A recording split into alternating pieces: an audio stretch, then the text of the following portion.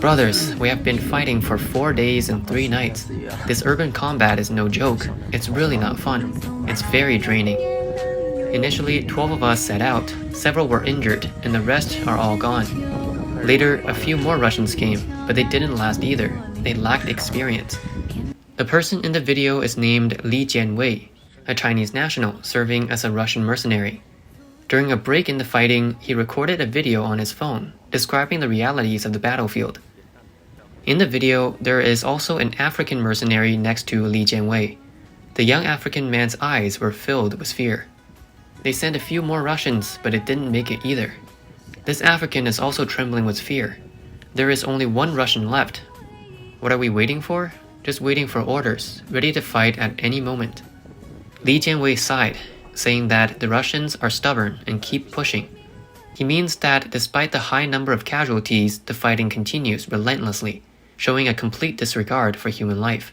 It is reported that Li Jianwei is a veteran of the Chinese Rocket Force, and he has mentioned having a veteran's privilege card.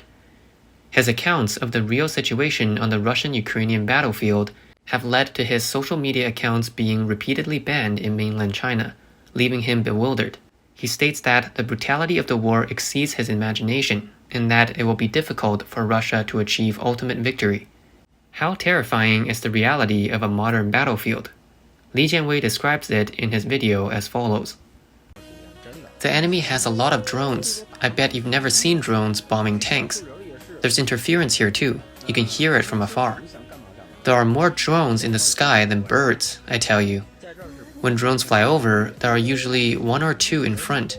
If there's interference, it can only affect the front drones. The rear drones then bomb your surroundings, making it impossible to stick your head out. No one dares to show their heads. Their intelligence is very good. As soon as a tank enters the battlefield, they spot it and bomb it, so no one dares to raise their head. Then a few more drones with explosives or tank rocket warheads come and fire at your tank, hitting it multiple times until it's in pieces. If you're inside the tank, it's impossible to escape. Even the turret can be blown dozens of meters away. As a former soldier, Li Jianwei has experienced the brutality of real warfare. He tells Chinese people that this is not a movie, it's not a game, it's life and death. This battlefield is different from what I imagined. I thought urban combat would be like in the movies, shooting from afar, throwing a grenade, and then kicking down a door. I felt it was a great experience. It seemed fun in the movies, but here, no one holds back. Even the bullets are armor-piercing, just to ensure they kill you. I sincerely hope that Chinese people stop participating in the war in Ukraine. If you decide to join the war, that's your choice.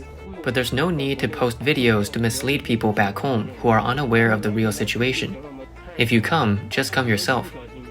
War is extremely cruel. In an instant, you could be talking 1 second and gone the next. The basic salary, including monthly allowances, amounts to less than 250,000 rubles a month. I hope for world peace, as war only brings destructive death to humanity. A man from Chongqing named Zhao Rui became the first Chinese national to die as a foreign mercenary on the Russian-Ukrainian battlefield on November 29, 2023.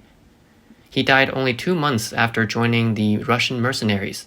Zhao Rui, 38 years old and unmarried, had retired parents. He died fighting for Russia. But after his death, the Russian military did not acknowledge him as a Russian soldier.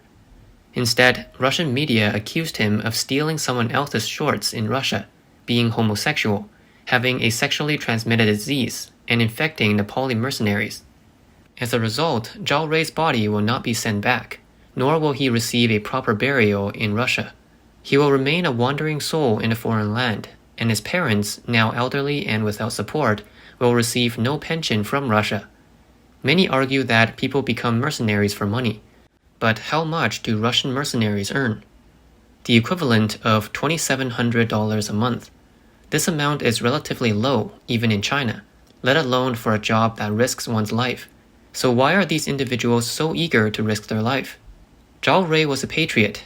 In Russia, he praised the country's patriotic education. Reportedly, his decision to join the Russian mercenaries was also driven by patriotism. According to online sources, Zhao Rui's grandfather fought against the Japanese as an underground member of the Communist Party of China. Zhao Rui grew up fascinated by anti-Japanese war dramas produced by the CCP. After the outbreak of the Russian-Ukrainian conflict, Zhao Rui learned through the internet that the Ukrainian army had hired many Western mercenaries to assist in their fight, including soldiers from the Eight-Nation Alliance that invaded China back in the 1900s, as well as Japanese soldiers, with whom China has a deep-seated enmity. Motivated by this, he decided to join the Russian army to fight against the Japanese. However, the brutal reality of war is something those who have not experienced it can never truly understand.